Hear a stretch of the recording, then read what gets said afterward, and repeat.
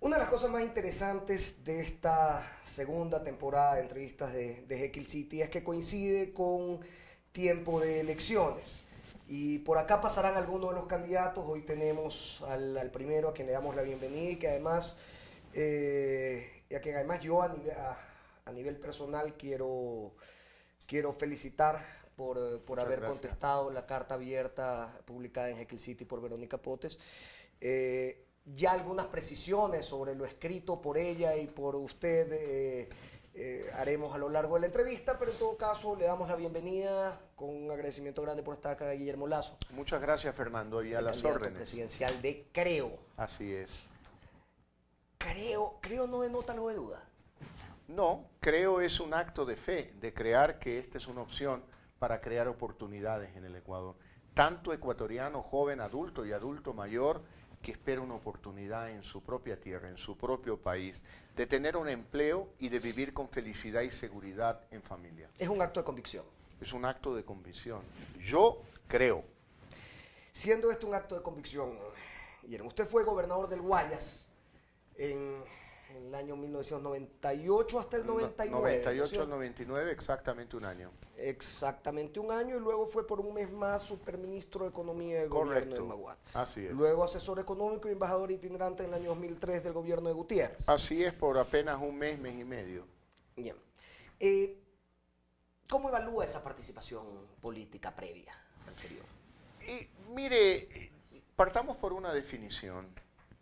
Yo creo que el ser humano es la suma de las experiencias positivas y negativas de la vida. Es imposible que un ser humano tome decisiones perfectas toda la vida. Muchas veces también cuando toma las decisiones no las más adecuadas, uno no es que se arrepiente, pero son las que le proveen la mayor experiencia, las que ayudan a construir un mayor talante en la vida. Por lo tanto, el ser humano es la suma de sus experiencias de vida. Yo no me arrepiento de nada de lo que yo haya hecho en mi vida y estoy dispuesto a hacer frente, con la frente en alto, a responder todas las preguntas sobre mi pasado. Eso como ser humano, y yo no puedo discutirlo, es decir, usted se siente así, pero como ejecutor de políticas públicas, ¿cuál es el resultado que usted le da a esas gestiones? Bueno, en materia de política pública, digámoslo de esta forma, un gobernador de una provincia no construye política pública. Un gobernador de la provincia lo que hace es aplicar, ejecutar, no construir. Ejecutar, ¿qué me tocó a mí? Trabajar por la seguridad de la provincia del Guayas. Y logré buenos resultados, bajar los índices de delincuencia, trabajar por el fortalecimiento institucional de la gobernación del Guayas. Lo logré hacer fortaleciendo algunas instituciones como en aquella época la emisión de pasaportes, como la propia Comisión de Tránsito del Guayas, que hice mi esfuerzo, inclusive reformando la ley que fundó a la Comisión de Tránsito del Guayas, trabajar en las comisarías de la mujer, el niño y la familia cuando me di cuenta que no era un lugar apropiado para atender los conflictos internos de una familia y se convirtieron en juzgados modernos, debidamente equipados. Es decir, mi conciencia está en paz. Sin embargo, fue un gobernador de mano dura. Yo no diría de mano dura porque la aplicación de la ley no es dura ni suave, es simplemente la aplicación de la ley. Pero vamos un poco adelantándonos en el tiempo. Hoy por hoy, probablemente el eje más potente, más sólido de su discurso político es el discurso de la libertad. Así es. Sin embargo, hubieron más de 100 detenciones en la época en que usted ejecutaba, en las épocas en que usted era gobernador del Guayas en el año 98. Entre ellas, por ejemplo, la de Walter Quijije, alcalde de Colimes, la del presidente de la Federación Médica Ecuatoriana, Orlio Llague, por haberse atrevido en una época de profunda crisis social y económica, probablemente la más profunda de la historia reciente nacional, a manifestarse en protestas públicas. Entonces, ¿no es incongruente ese discurso de libertad con las políticas que ejecutó mientras era gobernador? Usted ha señalado dos casos que yo los voy a explicar con toda claridad y tranquilidad. Fueron a manera de ejemplo, ¿no? Sí, a manera de ejemplo, pero hubo muchos otros casos donde fueron a la gobernación y dijeron queremos protestar, deme permiso que lo voy a hacer en tal calle. Y dimos muchos permisos, nunca negué un permiso a nadie que quería protestar dentro del marco de la ley y respeto a la vida de las personas, a los bienes de las personas. ¿Qué pasó en el caso de Walter Quijije? Que terminamos siendo amigos, Esto no era un asunto personal. Walter Quijije estuvo previamente conmigo en una reunión de alcaldes en Guayaquil. Les dije, bueno, yo soy nuevo en este cargo, voy a trabajar por los municipios de la provincia del Guayas y voy a hablar con el Ministerio de Finanzas para ver de qué manera nos ponemos al día con las rentas. Walter Quijije dijo, estoy de acuerdo, brindó con una copa, dijo, muy bien, éxitos al nuevo gobernador. Y al siguiente día yo veo que había interrumpido el libre tráfico de productos y de personas en su cantón. Lo vi en televisión, un discurso combativo, no había dicho voy a hacer una protesta, denme el permiso para ir a la calle. Y la ley, en ese momento, el Código Penal y hoy día también, no hay un solo artículo que diga un alcalde puede obstruir carreteras, calles, hacer lo que le da la gana, eso lo dice el Código Penal.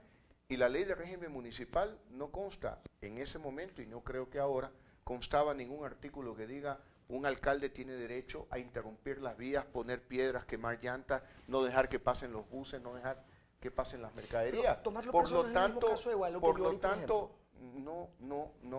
no, porque en el caso de el alcalde Quijije, yo le invité a conversar y le dije, alcalde, usted ha violado la ley y va a tener que ser sometido a un procedimiento de contravención. No, había la alternativa de una contravención o un delito. La contravención juzgada por el intendente y el delito juzgado por un juez. Y él tenía como alcalde fuero de Corte Superior de Justicia. En ese caso el intendente juzgó el delito. El señor pasó un día en el cuartel modelo de Guayaquil con el respeto que corresponde a un alcalde, con todo el respeto y todas las consideraciones, y luego fue puesto en libertad. Por lo tanto, se le respetaron sus derechos, pero se le hizo recordar que los ciudadanos también tienen derechos y que hay que respetar. Y Orly Ollagui también, pero luego de pagar una fianza. Orly Ollagui no fue detenido. Orly Ollagui no fue detenido. Él era... ¿Qué sucedió? La ley es muy clara y la Constitución del 98 lo era muy claro en ese campo y el Código Penal también. No se puede interrumpir un servicio público. Y peor de salud. Y peor en un hospital del niño. ¿Cómo podemos someter a un niño a un riesgo de un agravamiento de enfermedad o hasta la muerte? Hay una responsabilidad muy grande. Entonces, claro, la ley dice no se puede interrumpir. Pues, ¿qué hice yo? Fui al hospital del niño, dialogué con los empleados del hospital del niño y le dije, mire, esto dice la ley. Yo no quiero meterlos presos a ustedes. No quiero presentar una demanda ante la corte. Pero esto me obliga a la ley. Les ruego, por favor, tomen conciencia de que son padres de familia, madres de familia. No se expongan a estos problemas. Todos se incorporaron menos el doctor Ollagui.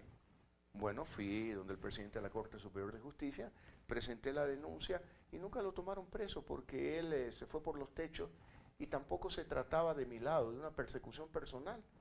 Yo hice lo que la ley me mandaba y los jueces tenían que hacer lo que la ley les mandaba. ¿Debemos entonces esperar esa misma rigurosidad respecto a la letra de la ley cuando sea presidente Guillermo Lasso? Mire, yo respetaré la ley. En los convenios internacionales, en los derechos constitucionales que garantizan también, por ejemplo, la protesta social. Yo respetaré la protesta social que se realice dentro del marco de la ley, que incluye el respeto a los ciudadanos y a los bienes honestamente adquiridos de los ciudadanos. La voy a respetar. Pero el que no quiere respetar la ley tiene que estar sometido a un ordenamiento para una vida pacífica dentro de la sociedad. Tampoco es un libertinaje, tampoco es yo hago lo que me dé la gana, cojo piedras, rompo los vidrios, entro a un saqueo. No, eso no se puede permitir, hay una ley que lo impide y tiene que respetarse la ley. Ahora, si usted quiere protestar, como en aquella época protestaron las cámaras de la producción de Guayaquil con la marcha de los Crespones Negros, yo solo en la gobernación, recibiendo esta marcha, yo les di permiso y les entregué el permiso para que salgan a la calle y protesten, como le di a otros partidos políticos como el MPD, como el PRE en su momento, el Partido Social Cristiano, los maestros lo hicieron. Así que no pongamos un ejemplo de alguien que violó la ley cuando yo le puedo exhibir un sinnúmero de ejemplos de quienes respetando la ley ejercieron su derecho a la protesta. Y yo lo respeté. Vamos a seguir, Guillermo, con los temas bravos y vamos mucho a avanzar gusto. En ese mismo gobierno. Siga usted. Tenemos, lo sabe y lo vive todos los días, cada vez que se siente en algún medio de prensa, existen acusaciones varias Nació usted por haber participado primero en el gobierno de Maguad y se le endilgan responsabilidades. Vaya también. directo, sin preámbulos. Se le endilgan responsabilidades sobre el quiebre financiero. Y usted las niega desvinculándose absolutamente de ese tipo de decisiones. No, yo no niego, yo digo la verdad. Yo lo que creo es que no es ni tanto que lo quema, ni tampoco que no lo alumbra. Y lo digo a partir de lo siguiente. Si bien usted llega al ministerio una vez que la decisión del feriado bancario había sido tomada en marzo, si no me equivoco, y usted llega en julio o agosto. En agosto 17, concretamente. O 18. Y renuncia a finales de septiembre. Y renuncia a finales de septiembre. Bueno, en todo caso, no es de alguna manera solapar a un gobierno que ya le había metido la mano al bolsillo a los ecuatorianos, coordinando una política económica que ya había sido nefasta para todos nosotros. Es decir, va más allá del margen de señalar, voy al margen de señalar a Guillermo Lasso como culpable del quiebre bancario. Hagamos un análisis un poquito más, un poquito más fino. A ver, hagamos precisiones, en primer lugar, para no dejar palabras sueltas. Hagamos precisiones muy claras. Cuando sucedió el feriado bancario, que fue en el mes de marzo, yo ejercía la función de gobernador de la provincia del Guayas. El gobernador es un cargo inferior al superior, que es el presidente de la República. Un inferior no es responsable de lo que hace el superior. El superior sí es responsable de lo que hace el inferior a su cargo. Por lo tanto, yo no soy responsable de lo que haya decidido el presidente de la República. Y en eso en lo absoluto. Y en eso estamos de acuerdo. Perfecto. Segundo, ahora, más adelante, llega agosto. Hay una crisis en el Ecuador. Me llaman y me dicen, tú deberías de contribuir para ayudar a salir de esta crisis. Ah, no, yo no, ¿cómo voy a ir? ¿Cómo va a creer usted? Yo voy a asumir la responsabilidad del pasado. Si eso fuese así, entonces ningún gobierno tuviera ministros, porque cualquier persona se le dice, señor, fíjese cómo este gobierno ha traficado droga en una valija diplomática. Si usted acepta un cargo, va a asumir la responsabilidad del tráfico de droga en valijas diplomáticas. Eso sería un error. Eso no se puede manejar de esta manera. Por lo tanto, yo acepté con toda la entereza que me caracteriza y con todo el interés de servir al Ecuador, un cargo. A los 30 días me di cuenta que mis opiniones no eran tomadas en consideración por el presidente de la República. Y él estaba tomando una decisión incorrecta. Renuncié y dije, yo he venido a servir a los ecuatorianos. No he venido a disfrutar de un cargo público. Y me retiré. Por el tema de los bonos, y ahí viene otra pregunta que a mí me intriga muchísimo. ¿Por qué un ministro de Economía elegiría recomprar deuda por sobre una inversión que dinamice nuevamente la economía en el peor periodo de crisis nacional? Porque el problema que vivía... Discúlpeme que le interrumpa, y que además decide irse del gobierno del que participa porque no se decide recomprar deuda. A ver, yo le hago a usted una pregunta. Y que el gobierno le había metido ya la mano al bolsillo. Yo le hago a usted una pregunta. En el 2009, ¿el actual gobierno recompró o no recompró deuda? En otras condiciones. ¿Y por qué en otras condiciones? Porque la gente no se arrastraba del hambre, ni le habían cerrado sus cuentas. ¿Sabe cuánto costaba comprar $1.000 millones? $1.000 millones de dólares. En 70 millones de dólares. Al 7%. Fue una oportunidad única que la perdió el Ecuador. Y no por 70 millones iban a dejar de comer los ecuatorianos, porque se podían hacer las dos cosas al mismo tiempo. Cuando yo me di cuenta que al final del día la propuesta del presidente, y la historia lo demuestra, era la equivocada, porque pagó la mitad de los intereses y no pagó la otra mitad de los intereses, es decir, se quedó en la mitad del río. Yo, antes de que tomara la decisión, dije, hasta luego, me voy, no es lo que le conviene al Ecuador. Guillermo, ¿usted sentó de superintendente a Jorge Guzmán? Yo no senté de superintendente a Jorge Guzmán, quien lo sentó es el... Digo por las mismas declaraciones de Jorge, que en alguna ocasión recibió una llamada suya para reunirse con el presidente, con lo cual... yo no senté, fue sentado de ministro de Comercio y luego al mes o a los 2 meses de superintendente. No, pues eso sería sobredimensionar mi capacidad de influir en una decisión. A Jorge Guzmán lo nombró a propuesta del presidente de la República el Congreso de aquella época. Yo no tuve nada que ver con el nombramiento de Jorge Guzmán. Ya mismo me va a ser usted responsable de la fiebre abstosa de aquella época. ¿Tuvo algo que ver en eso? En lo absoluto. Ok, vamos a suavizar un poco esto. No, ¿Qué no lo lecciones aprendió suavice. Guillermo Lasso, tanto del quiebre bancario ecuatoriano como de los fenómenos que se han venido dando en Europa o en el año 2008 en Estados Unidos? Como banquero y como político. A ver, en primer lugar, como banquero, yo tuve la capacidad de que, a pesar del feriado bancario, el banco que yo administraba en el campo privado superó la crisis sin $1 de ayuda del Estado ni por un segundo. La pregunta es, ¿y cómo así? Muy claro, yo siempre he tenido claro que el dinero que administra un banquero es fundamentalmente de sus clientes, no del banquero.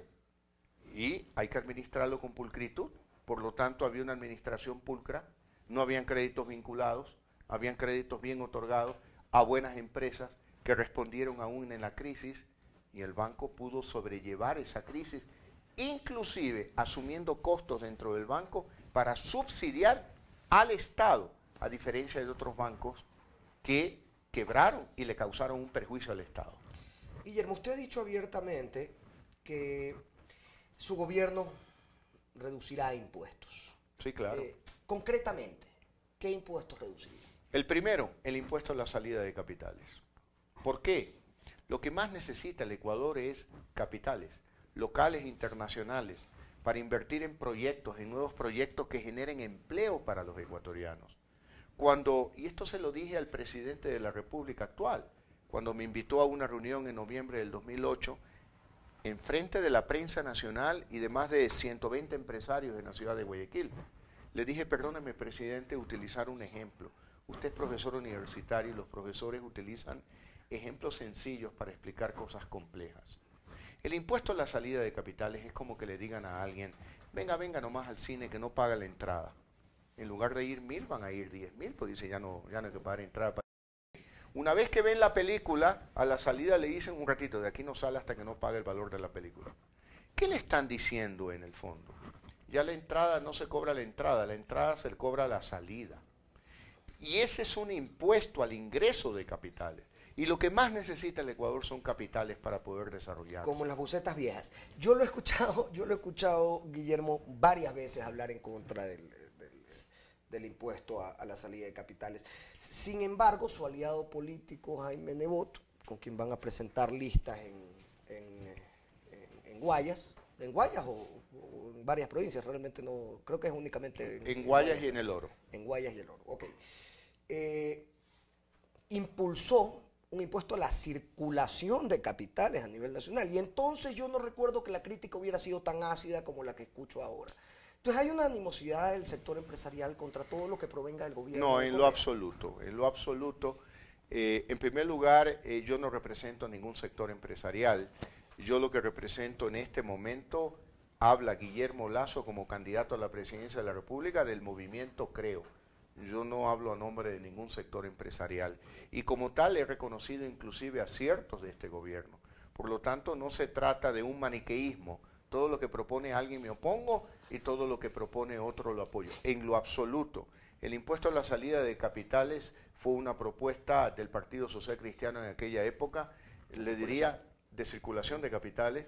Le diría a usted que la banca se opuso. Y fue una expresión pública la oposición de la banca en aquella época.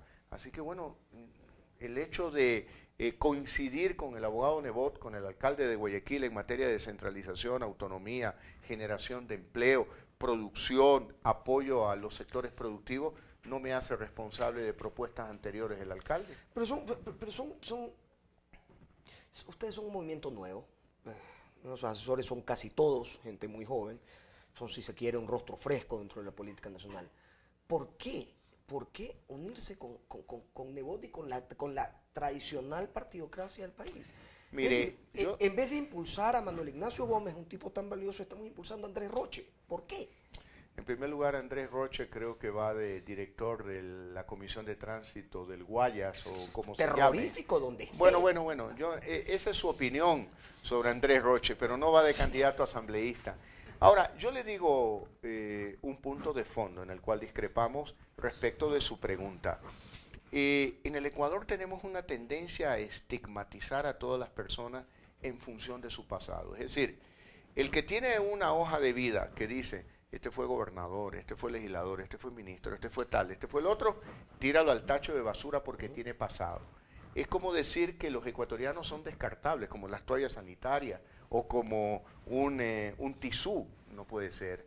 Vea usted, cuando el presidente de Colombia presentó a su comisión negociadora de la paz con las FARC, dijo, y aquí está el doctor Lacalle, que ha sido vicepresidente en tal gobierno, que fue ministro de gobierno en tal otro, y aquí tengo al general de la policía que fue comandante en tal gobierno, y aquí tengo al general tal y el abogado tal. Pero resulta que aquí exhibir experiencia es como quien dice el carbón o la llama donde debe ser quemada esa persona. No puede ser así. Mire, ¿qué diferencia hay entre las prácticas del pasado que usted y yo criticamos y que muchos dicen la partidocracia, entre lo que hoy hacen otros bajo el movimiento político? Por lo tanto, mire, ya han pasado 6 años. Después de unos años diremos, la movimentocracia fue igual que la partidocracia. No, yo creo que en este caso es bastante más concreto. Es decir, acabamos de hablar del impuesto a la circulación de capitales. Oiga, el abogado Nebot tiene méritos. Si a usted no le reconoce, yo lo respeto. No, pero el abogado Nebot como alcalde tiene algunos méritos. Yo creo que y tiene su modelo de administración, que es lo que yo he apoyado, a él y a su modelo. Es un modelo que ha generado modernidad en Guayaquil. Que hay cosas que inclusive a mí me gustaría que fuese de manera distinta, es probable, pero eso no le quita mérito al gran esfuerzo que él ha hecho. ¿No cree que personajes de tan larga data política como Nebot ya dejaron a la política nacional lo mejor que podían dar, después de 30 años de participación activa? Bueno, y dígame una cosa, ¿por qué tenemos que descartar la experiencia, el conocimiento, así como si se tratara de un tisú que lo tiramos? De plano, porque la política se ha transformado y el no. Bueno, yo creo que lo que ha hecho el abogado Nebot es transformar a Guayaquil. Y yo creo que ha habido un buen trabajo en ese campo. A que a usted le gustaría una transformación más acelerada o más agresiva en determinado campo, yo respeto su punto de vista. Yo creo que bastante menos agresiva. Bueno, pero yo respeto su punto de vista, ¿no? En todo caso, pero yo veo que ha habido una transformación de Guayaquil. Yo veo que el abogado Nebot tiene una mente global, es un hombre inteligente que es capaz de captar las tendencias internacionales, de customizarlas a Guayaquil, de lograr lo que ha logrado. Ahora, no es que yo quiera convertirme en un defensor del abogado Nebot, porque él no necesita a nadie que lo defienda, yo creo que se puede defender solo, pero sí es justo en reconocer que Guayaquil se ha transformado. Infraestructuralmente sí, bueno, y en ciertos sectores. Me alegro que usted lo reconozca. Vea el terminal terrestre que tiene Guayaquil, ¿eh? Es el más moderno y más grande de América Latina. Y yo contribuí a ese trabajo, de ese proyecto del abogado Nebot. Y no le metimos mano al bolsillo de los ciudadanos, ni con impuestos, ni aumentando las tasas en la etapa inicial en el proceso de construcción. Y mira la maravilla. Pública hay que reconocerle los aciertos y criticarle dura y crudamente sus desaciertos. Mire el aeropuerto de Guayaquil como uno de los aeropuertos reconocidos internacionalmente. Mire el sistema de transporte público del cual... Ya que estamos reconociendo, Guillermo, mencióneme 3 planes o 3 proyectos dentro de los del reconocimiento que hizo usted sobre ciertos aciertos del gobierno y que me obligó a hacer a mí sobre ciertos aciertos del abogado Nebot. En la misma línea, mencióneme 3 planes, 3 proyectos o 3 políticas específicas del actual gobierno que usted fortalecería y mantendría. Veo que implícitamente se ha definido correísta y promotor del gobierno del presidente de Correa, ninguna manera. lo cual no es malo, me parece bien, yo lo respeto. Mi política es la que debe dejar todo ciudadano, celebrar aciertos y criticar errores. Pero vamos al grano, lo he dicho públicamente en muchas ocasiones y lo repito hoy públicamente también. Por ejemplo, comencemos, el programa Manuel Espejo, me parece algo que es digno de reconocer ese esfuerzo que han hecho. Y yo me he comprometido a continuarlo y a mejorarlo en lo que se pueda mejorar. Cuando recorro el Ecuador, mucha familia ecuatoriana me dice, oiga, me parece muy bien el programa Manuel Espejo, pero a mi casa no ha llegado. Por lo tanto, hay mucho que hacer todavía. Y ese programa tiene que convertirse en una política pública, en una política de Estado, y no ser solo un programa de un gobierno que tuvo el acierto de hacerlo y que hoy se ha convertido en un patrimonio de los ecuatorianos realmente. Hay que continuarlo. Por ejemplo, el programa de las becas del CENESID a los mejores estudiantes universitarios. Hay que reconocer que es un acierto, pues hay que continuar ese programa. Pero yo no voy a asignarle el presupuesto que le han asignado. Yo voy a más que duplicar para gastar menos en publicidad, más en becas para los estudiantes, por ejemplo.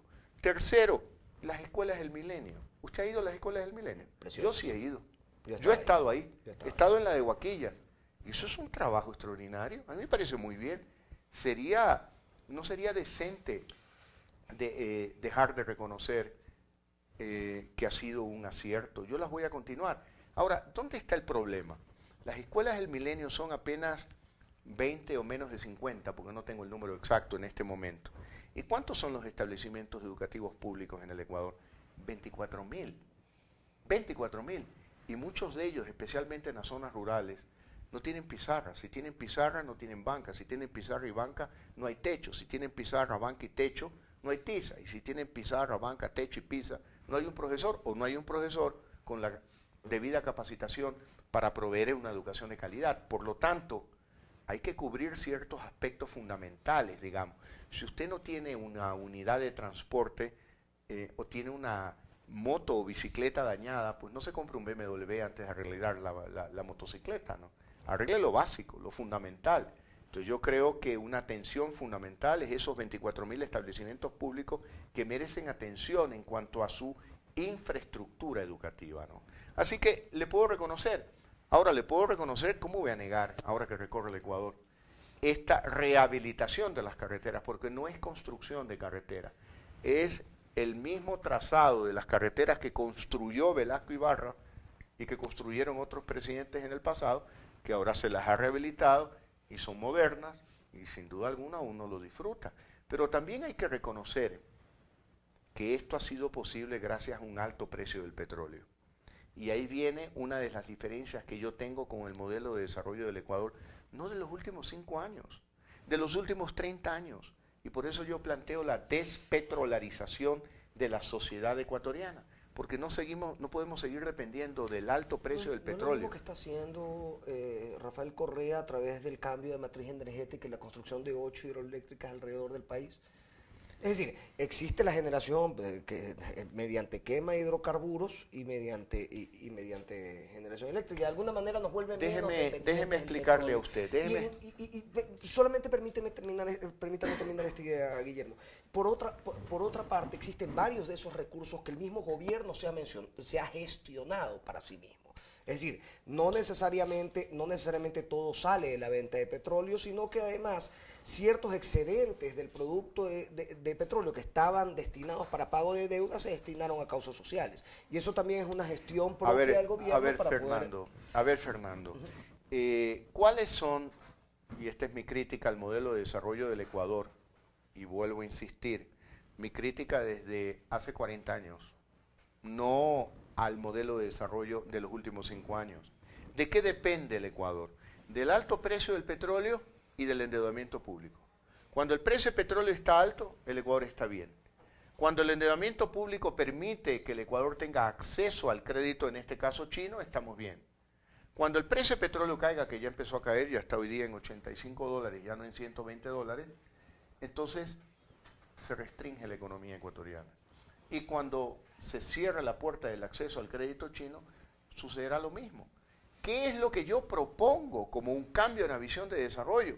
Apoyarse en el espíritu emprendedor de cada ecuatoriano, en la creatividad que lleve en su alma cada ecuatoriano, en promover el emprendimiento.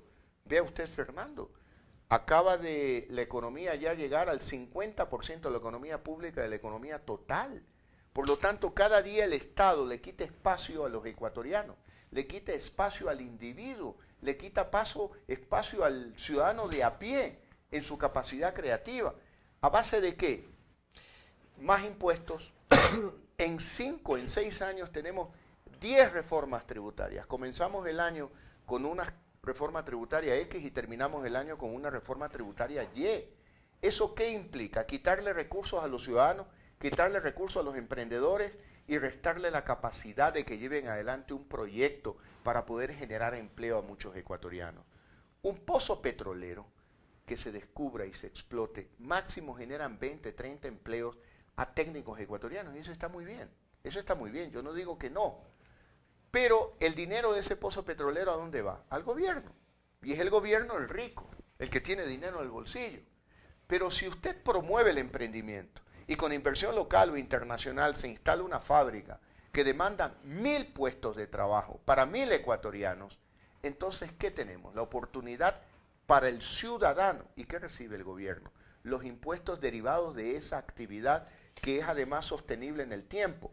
Por lo tanto, yo no me voy a cansar de insistir en la necesidad de ampliar esa visión de desarrollo, incluyendo la promoción del emprendimiento a través de la inversión privada local e internacional. Hablamos de emprendimiento privado y de ciertos elementos del liberalismo económico. ¿Es usted liberal o es conservador? Definámonos en esa, políticamente en esa. A ver, si hablamos de liberalismo económico, bueno, yo me acerco a esa tendencia.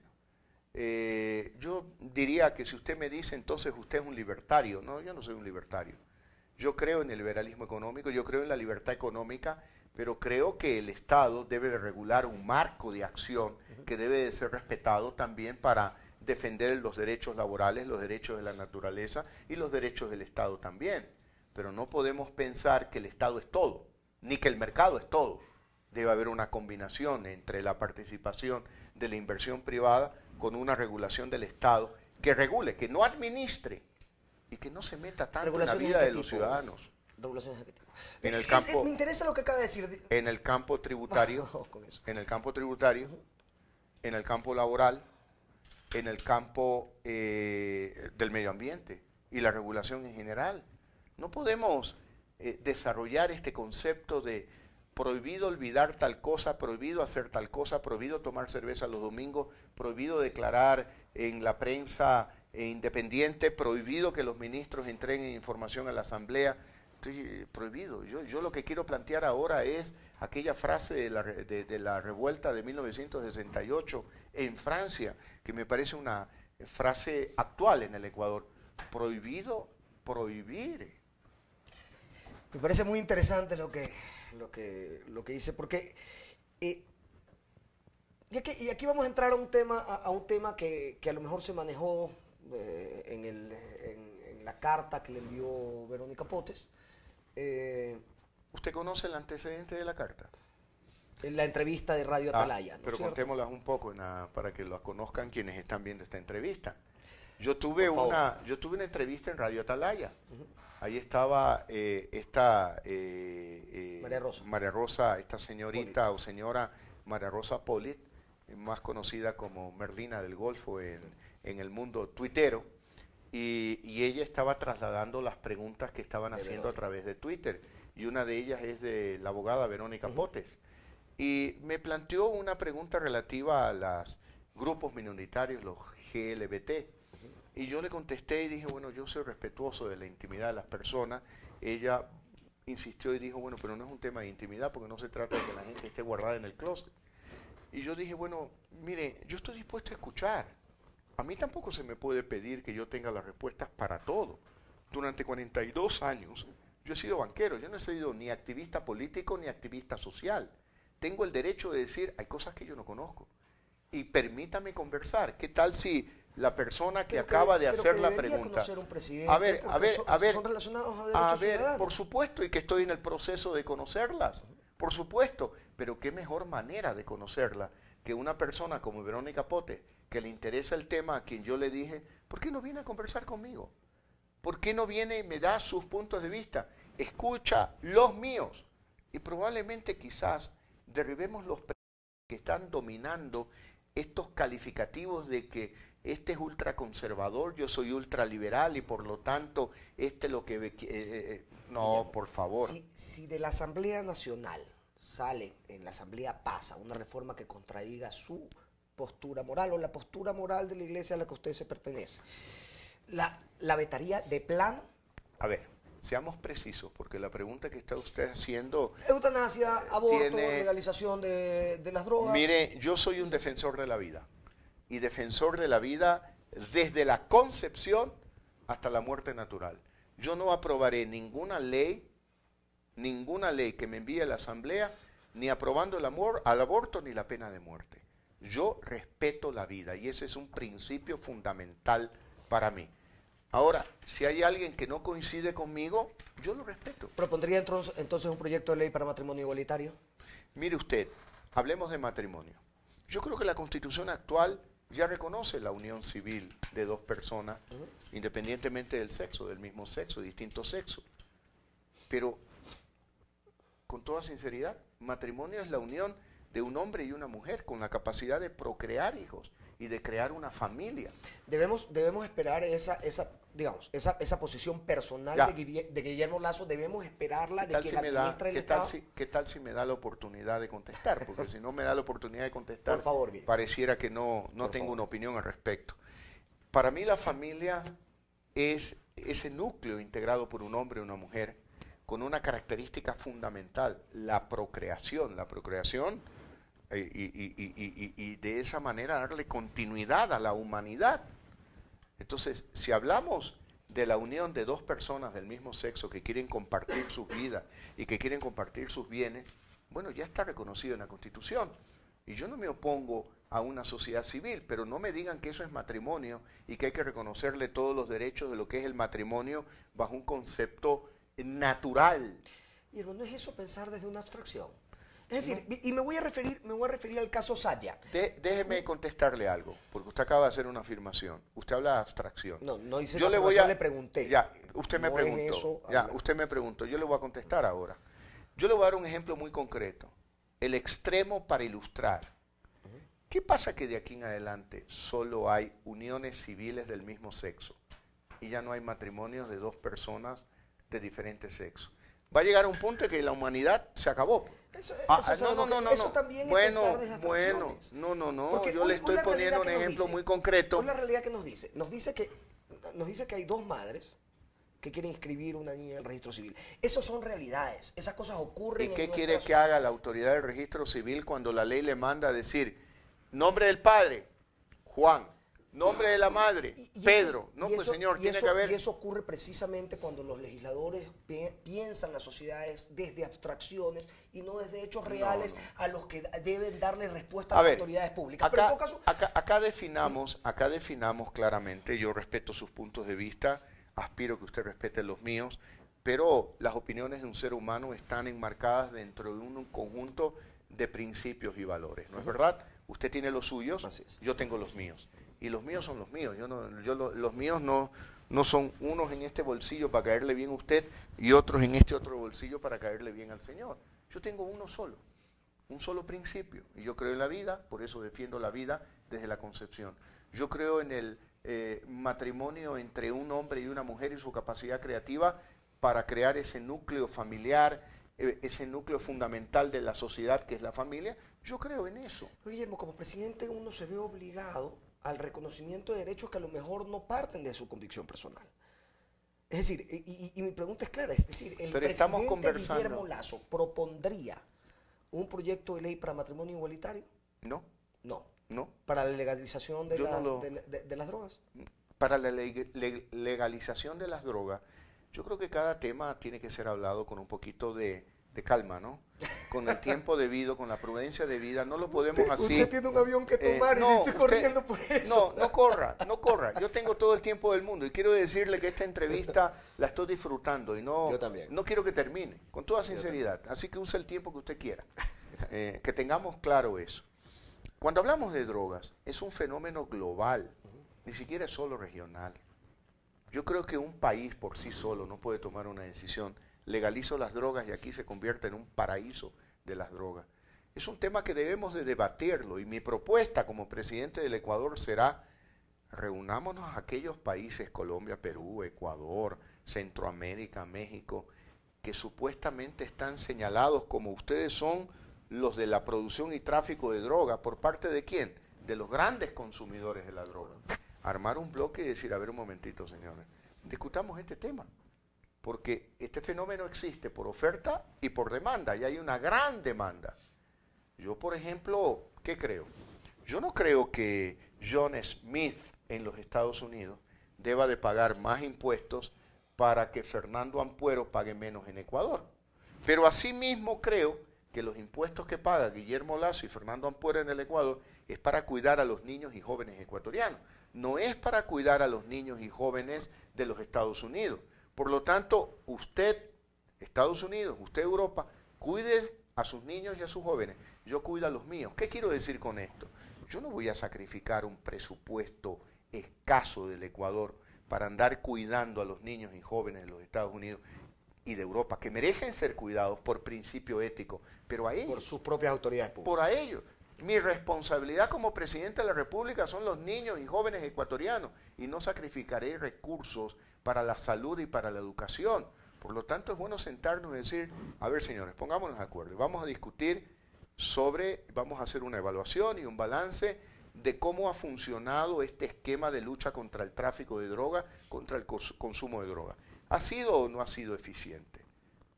Definamos, discutamos. Yo no tengo una afirmación que quiero hacer en este momento. Yo quiero escuchar. Y luego, digamos, ¿vamos a continuar con el proceso de esta lucha? Así. Bueno, entonces usted va a tener que pagar la factura. Porque yo no voy a sacrificar ni a los niños ni a los jóvenes ecuatorianos. En cuanto al consumo en colegios y universidades, yo me voy a preocupar de orientar a los jóvenes y niños ecuatorianos. Pero no me hagan pagar una factura al Ecuador que le corresponde pagar a los Estados Unidos. A mí me llama la atención mucho cómo de la frontera americana hacia abajo se ponen los muertos, las bandas y los heridos. Y de esa frontera para arriba todo es un paraíso. Yo digo, a ver, ¿y cómo es que esto funciona realmente? No es un paraíso, es una sociedad bastante decadente, ¿no?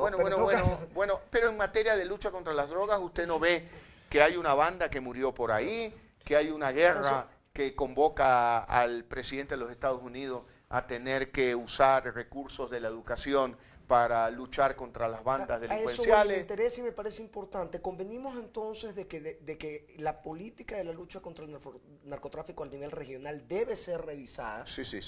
Y debemos de repensarla. Ya. Y debemos de repensarla, pero debemos ponernos de acuerdo en bloques. No es una decisión unitaria del Ecuador, porque pudiéramos poner al Ecuador en una situación muy peligrosa. Sin embargo, el presidente Mujica acaba de aprobarlo en Uruguay, y en Uruguay está en un proceso muy interesante en cuanto a libertades individuales en este momento. ¿Cree usted que Uruguay mágicamente por esa decisión se va a transformar, como usted dijo, en un paraíso de las drogas? No, pero no generalicemos. El presidente Mujica lo que ha propuesto en Uruguay es la legalización de la marihuana, no del consumo de cocaína ni de las drogas que causan más graves daños. No con esto estoy justificando la liberalización de la marihuana, pero el presidente Mujica no está actuando con un amplio sentido de irresponsabilidad, lo está haciendo en una propuesta que yo puedo no concordar con ella, pero reconozco que lo hace con determinado nivel de prudencia. Y además hay que tener claro que esta discusión son dos discusiones distintas, ¿no? Tiene, por un lado el tema de la marihuana y por el otro lado el tema de las drogas. Oiga, Fernando, ¿le puedo hacer una pregunta tan dura como la directa como la que usted hace? Claro, por supuesto. ¿Usted ha probado marihuana? Yo creo que eso es algo individual. ¿Sí? Bueno, respeto su intimidad. Sí, está bien, respeto su intimidad. ¿Por qué? Porque ojo, en ambientes íntimos no tengo ningún problema en hablar de ello, y cuando apaguemos la cámara lo me parece que usted tiene todo el derecho de responder como me ha respondido, porque usted tiene que defender su intimidad. Por lo tanto, fíjese usted que yo también defiendo mi intimidad, defendiendo determinados principios, determinados valores en los que creo. Pero son a lo temas que voy es que son discusiones distintas, ¿no? Sí, la marihuana y las son, drogas duras tienen distancias enormes en cuanto pero a por eso yo le hice una pregunta blanda y no dura, ¿no? O no tan dura. Pero en todo caso no me molesta su pregunta, no me molesta su pregunta y espero que no le moleste mi respuesta. No, en lo absoluto, pero yo lo que le quiero plantear es, en este debate también tienen que participar muchos ecuatorianos que yo he conocido, drogadictos en remisión, que me han dicho, mi vida se destruyó, mi familia se destruyó, vivo en un infierno, intento salir de las drogas y como que la sociedad me empuja nuevamente a este esquema. Hay que oír esa voz también para decir, a ver, ¿cómo protegemos a la sociedad ecuatoriana, especialmente a los niños y los jóvenes en colegios, en universidades, y habrá que en evaluar la si es calle? una falla de la política de prevención o es o depende estrictamente de la falta de, En de la esta, falta de en esta control. entrevista usted y yo no vamos a agotar el tema, porque ni usted Sí, es experto en drogas, ni yo soy experto en drogas. Simplemente queda planteada una inquietud. Y yo lo que le digo a usted es, estoy dispuesto a conversar y a discutir, porque no hay que ser dogmáticos y decir, no, simplemente hay que hacer más de lo mismo y no reconocer las muertes que han habido en México, que hay en Centroamérica. Yo creo que eso es lo más importante de todo lo Hay que que usted ha dicho hasta el momento de esta entrevista. Los muertos los estamos poniendo nosotros. Claro. Y mientras los muertos sean nuestros, Claro. ahí hay algo que se tiene que Espero analizar. que usted precise y diga lo más interesante de esta entrevista en el tema del narcotráfico. En el tema del narcotráfico, por supuesto. Vamos a ponernos de nuevo un poquito Vaya duro. WikiLeaks, un cable de WikiLeaks reveló acercamientos de ciertos sectores financieros y empresariales con la Embajada de Estados Unidos. Aparecen los nombres de Guillermo Lasso y de su nuevo aliado Jaime Nebot. Saludos al alcalde de Guayaquil. A ver, Fernando, en eso, seamos directos y precisos. Sí, no. ¿En qué circunstancias se dieron esos acercamientos? Oiga, Son cables de la embajada. Conmigo conversan muchos ecuatorianos importantes y muchos extranjeros importantes que visitan. El cable dice específicamente, Guillermo, le pido 1000 disculpas por la instrucción. El cable dice no me pida disculpas. Más bien no me interrumpa. No me pida disculpas. Solo le pido que me deje desarrollar mi respuesta. A lo que voy es, esto data del 2007, cuando se iba a dar la consulta popular y se habla de reuniones con la intención de boicotear. Deme la oportunidad de contestar. Por supuesto. Deme la oportunidad de contestar. A mí de preguntar también completo. ¿No? Ya, pero ¿qué le parece? Yo lo dejo preguntar y usted me deja contestar. Continuemos. Va a ser más divertida esta entrevista así. Déjeme decirle algo. Conmigo conversa gente del Ecuador, gente del exterior. Unos registran las conversaciones y otros me escuchan y no las registran por escrito. Y muchos que las registran por escrito probablemente no han sido víctimas de un terrorismo de robo de información para luego venderla al mundo y sacarla fuera de contexto. ¿Con quién he conversado yo? ¿Que conversé yo con un terrorista, con un narcotraficante, conversé con una banda delincuencial? No. Yo he conversado con la representante formal de un gobierno, que era la embajadora de los Estados Unidos. ¿Y qué temas conversé? ¿Temas generales? ¿Con fin de boicotear la consulta del 2007? No, eso lo dice usted. No, eso lo dicen, eso lo dicen las notas periodísticas de la gente. No, esa dicen las notas periodísticas de los medios públicos. Eso no dice el cable. No, si usted coge el texto exacto y objetivamente lo lee, lo que dice es que estuvimos discutiendo y que Guillermo Lasso habló de que cualquier planteamiento debe de ser siempre un planteamiento sobre los principios y valores en los que yo creo y no sobre las conveniencias absolutamente de nadie. Así que no ha sido una conversación ni entre gallos y medianoche, ha sido una conversación formalmente registrada que ha salido a la luz pública. Nunca por lo tanto, ¿qué tiene Guillermo Lasso con intenciones de conspiración? No, en lo absoluto. Nunca le propusieron jamás, ni en una reunión social. Perdóneme, esas son fantasías. No. Esas son absolutas fantasías. Yo también puedo construir que cuando el presidente Correa se reunió en Libia con Muammar Gaddafi, Gaddafi le dijo, oye hermano, no respetes ninguna institución democrática, perennízate en el poder, mira cómo yo he demorado 40 años y puedo estar considerándola como pecaminosa esa foto. ¿Y qué era esa foto? El presidente del Ecuador, de paso por el gobernante de Libia, de paso por Libia, conversando con el gobernante de Libia. Entonces ahora resulta que vamos a penalizar toda reunión que tenga cada ciudadano ecuatoriano con un embajador o con un ciudadano extranjero o con un ciudadano ecuatoriano. Hasta esta entrevista puede mañana ser sacada fuera de contexto y decir cosas distintas, como Fernando Ampuero no le quiso reconocer a Guillermo Lasso que fumó tal o cual droga en tal época, lo cual sería una grosería para usted. Y que además es absolutamente irrelevante para la discusión sobre la política pública de prevención de la droga. Pero sería absolutamente absurdo que saquen fuera de contexto un pequeño espacio de la entrevista para hacerle daño a usted o hacerme daño a mí. Guillermo, ¿tiene usted algún ¿Algún plan? ¿Tiene planeado presentar algún proyecto de reforma a la Constitución del 2008? Y si lo tiene planeado, ¿en qué sentido sería? Mire, le voy a decir algo. Una reforma política es necesaria en el Ecuador, pero antes que esa reforma política es necesario crear empleo para los ecuatorianos, crear seguridad para los ecuatorianos. Y crear empleo no requiere una reforma constitucional, y crear seguridad para la familia ecuatoriana no requiere una reforma constitucional. Pero yendo a su pregunta en concreto, yo diría que es necesaria una reforma que le ponga límites al gobierno, que le ponga límites al presidencialismo, que fortalezca la independencia de los poderes del Estado, que fortalezca la libertad de expresión en el Ecuador, que fortalezca el derecho que existe de los pesos y contrapesos en una democracia. El gobierno por un lado, los medios de comunicación independientes al gobierno por otro, una oposición seria y decente en política, ¿no? Y por lo tanto que fortalezca los valores esenciales de la democracia. Uno de ellos, la alternancia en el poder. La alternancia en el poder es fundamental, Fernando. Usted puede reconocerlo o no. En este instante hay un candidato a Estado y hay 4 otros candidatos que tienen que competir contra el Estado. ¿Hacemos ese concepto extensivo a los 12 años de alcaldía del abogado Nebot en Guayaquil? Mire, concentrémonos primero en el gobierno central. Concentrémonos en el gobierno central. No, hablo del concepto de alternancia, ¿no? Mire, la alternancia en el poder no es un concepto que yo planteo hoy. Es un concepto, un valor esencial en democracia. Simón Bolívar, en 1819, en el Congreso de Angostura, dijo palabras más, palabras menos. No es bueno que un ciudadano se mantenga en el poder tanto. Se acostumbra a darle órdenes al pueblo y al pueblo se acostumbra a obedecerlo. Y de ahí nacen la usurpación y la tiranía.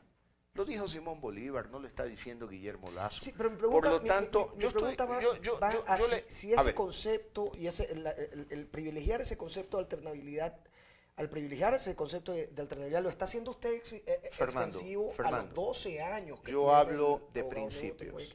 Yo hablo de principios. Si usted quiere aterrizarlo a nombres de personas, haga lo que usted quiera.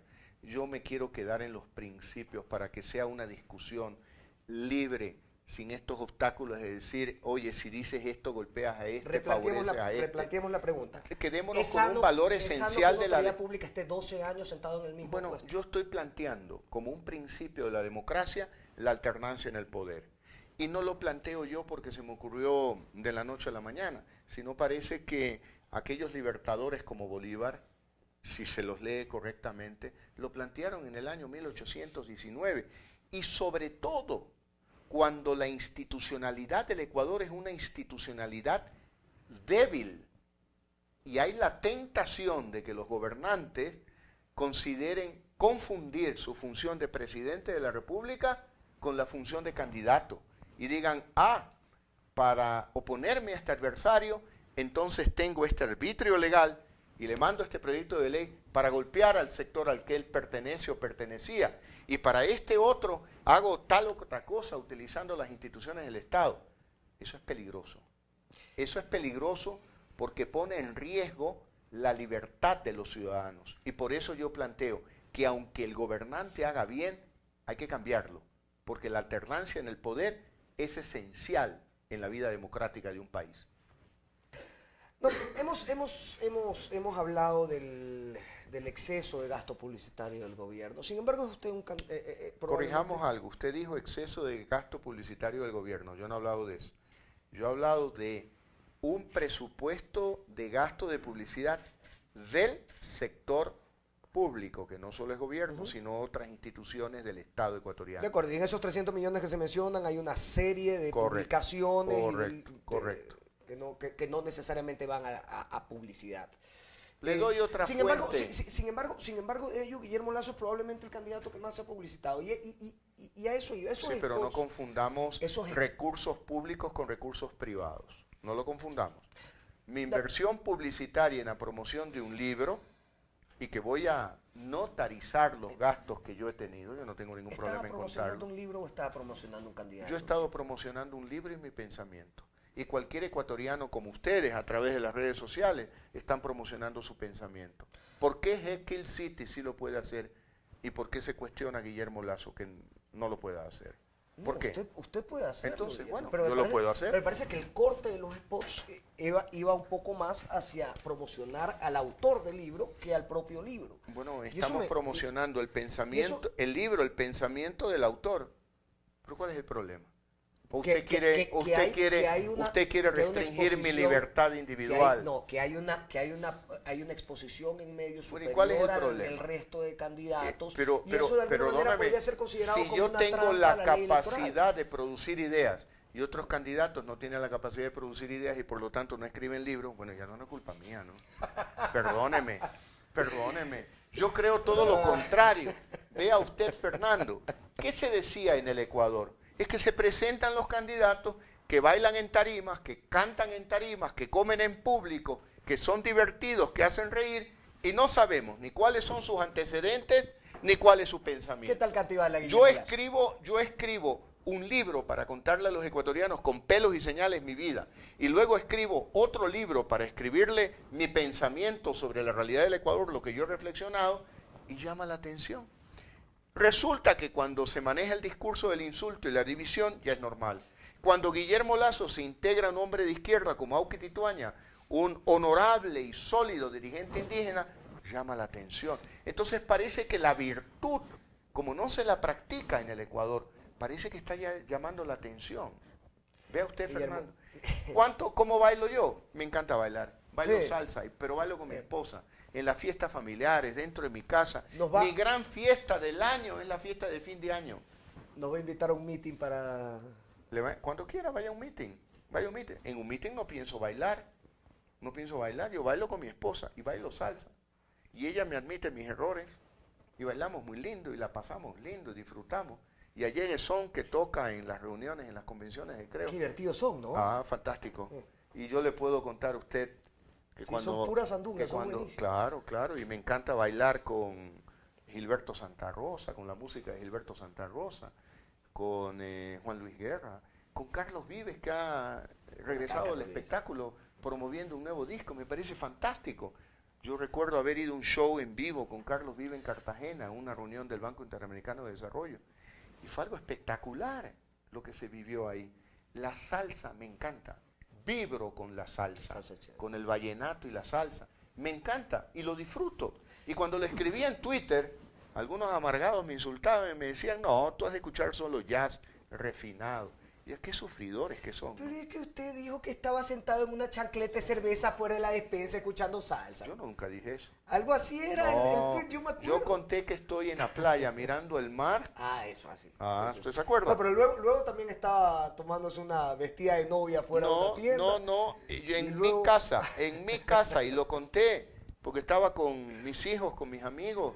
¿Por qué no disfrutar eso? Vea usted. Guillermo, ¿por qué deberíamos votar por Guillermo Lasso? ¿Por qué debemos de votar por Guillermo Lasso?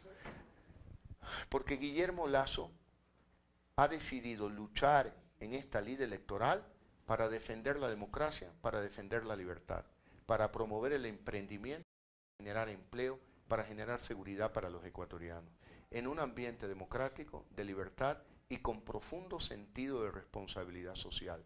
Porque es compatible una inversión en salud y en educación, compatible con la promoción de la libertad económica, la inversión, la inserción del Ecuador al mundo y del mundo en el Ecuador. Porque Guillermo Lasso es capaz de crear unidad e integración nacional, que lo estoy demostrando aún con el binomio que he escogido, que soy capaz de construir acuerdos y consensos sobre la base del diálogo, sin considerarme dueño de la verdad. ¿Aún con el partido de gobierno? Sin utilizar un lenguaje violento que discrimine a alguien, ni que etiquete a alguien. Me gusta el diálogo, no me gusta la prepotencia, me gusta la armonía, me gustan los consensos. ¿Usted me dijo qué cosa, perdón? Aún en el escenario de que Guillermo Lasso no quede presidente, pero tenga una bancada importante en el Congreso, ¿se sentaría a conversar con el partido de gobierno para los temas más? Si se trata, por ejemplo, de temas trascendentales para el país, declarar en emergencia al sector salubridad para hacer una agresiva inversión en agua potable, alcantarillado y educación sanitaria en todo el Ecuador, por supuesto que me siento. si queremos hablar sobre el déficit de camas de las clínicas y hospitales del Ecuador y cuál es la mejor alternativa para cubrir ese déficit de 6.000 camas, yo me voy a sentar. Si queremos hablar para impulsar más agresivamente las escuelas del milenio, yo me voy a sentar. Si queremos discutir cómo acrecentar el programa Manuel Espejo, yo me voy a sentar. Si queremos discutir mañana alguna grave crisis que viva el Ecuador como consecuencia de la naturaleza, de factores de shock externo, yo me voy a sentar a conversar. Yo no soy una persona egoísta, me preocupa el interés de los ecuatorianos y me sentaré con todos los ecuatorianos. Yo nunca me voy a sentar a conversar ni el reparto de cargos, ni acuerdos que yo no los pueda decir así en una entrevista de frente a Jekyll City, que espero que sea un contrapeso del gobierno de Guillermo Lasso. Espero que me critiquen, espero que cuestionen, espero tenerlos en Carondelet entrevistándome como hoy me han entrevistado en Quito, y espero que me digan, oiga, tal fecha usted dijo tal cosa, y ahora qué está sucediendo. Estaremos, lo cuestionaremos, lo criticaremos y luego nos tomaremos una cerveza vestida de novia fuera de la despensa. No vestida de novia, una pescuezuda con velo de novia. Y la pescuezuda, para quienes no saben, es la botella de cerveza Pilsener, la alta, con este cuello, por eso se llama pescuezuda. Y velo de novia es cuando está casi congelada y es tan fría que se produjo el hielo, la condensación ahí, y el hielo en forma de novia. ¿Y sabe cómo se la toman en los barrios marginales, al menos de la costa, ¿no? En unos vasos muy pequeñitos de plástico, y se reúnen afuera de las casas para jugar rumi seco. Y yo me he sentado ahí a jugar rumi seco. Me lo han ganado las partidas de rumi seco. Pero he tomado cerveza con ellos. Y la verdad le digo algo que no me ha preguntado, pero me provoca decírselo a usted en esta entrevista. No tiene idea cómo estoy disfrutando mi vida ahora que recorro el Ecuador y el contacto humano con todos los ecuatorianos, de los distintos sectores. No tengo la menor duda, tiene que ser bastante mejor que estar en una oficina en un banco. Así es, así es, así es. Vamos a dejarla lo más espeso para el final, Guillermo. Iglesia de Estado. Es usted un católico practicante. Hemos bordeado el tema durante prácticamente toda la entrevista, pero no hemos entrado al tema en concreto. Separación. El Ecuador, definido en la Constitución, es un Estado laico. Y por lo tanto, yo voy a respetar lo que dice la Constitución. Pero reconozcamos una realidad. Cerca del 80% de la población ecuatoriana se declara católica. En segundo lugar, yo soy un católico.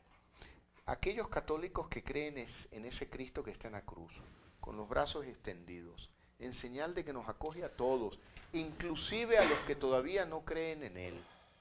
Si Él acoge a todos, incluye a todos, ¿yo por qué tengo que andar excluyendo a nadie? Yo no me siento con el derecho de excluir a nadie.